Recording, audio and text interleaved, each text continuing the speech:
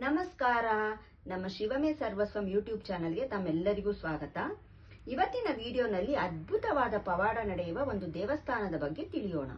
ಅದೇನೆಂದರೆ, ಈ ಒಂದು ದೇವಸ್ಥಾನದಲ್ಲಿ ರಾಹುಕಾಲದಲ್ಲಿ ಹಾಲಿನ ಅಭಿಷೇಕ ಮಾಡುವಾಗ ಹಾಲಿನ ಬಣ್ಣ ನೀಲಿಯಾಗುತ್ತದೆ. ಈ ಪವಾಡ ಎಲ್ಲಿ ನಡೆಯುವುದು ಗೊತ್ತೇ? ಈ ದೇವಸ್ಥಾನವು ನಮ್ಮ ಪಕ್ಕದ ರಾಜ್ಯವಾದ ತಮಿಳುನಾಡಿನ ಕುಂಭಕೋಣಂನಲ್ಲಿರುವ ತಿರುನಾಗೇಶ್ವರ ದೇವಸ್ಥಾನ. ಈ ತಿರುನಾಗೇಶ್ವರಂ ದೇವಸ್ಥಾನವನ್ನು ನಾಗನಾಥ ಸ್ವಾಮಿ ದೇವಸ್ಥಾನ ಎಂದು ಕರೆಯಲ್ಪಡುತ್ತದೆ.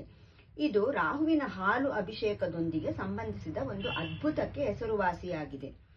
ವಿಶೇಷವಾಗಿ ರಾಹುಕಾಲದಲ್ಲಿ ಭಕ್ತರು ಅಭಿಷೇಕದ ಸಮಯದಲ್ಲಿ ಹಾಲನ್ನು ವಿಗ್ರಹದ ಮೇಲೆ ಸುರಿದಾಗ ಅದು ನೀಲಿ ಬಣ್ಣಕ್ಕೆ ತಿರುಗುತ್ತದೆ.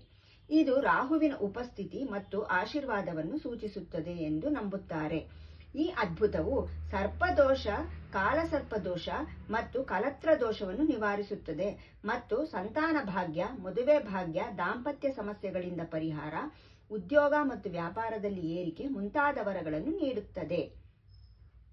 ನಮಸ್ಕಾರ.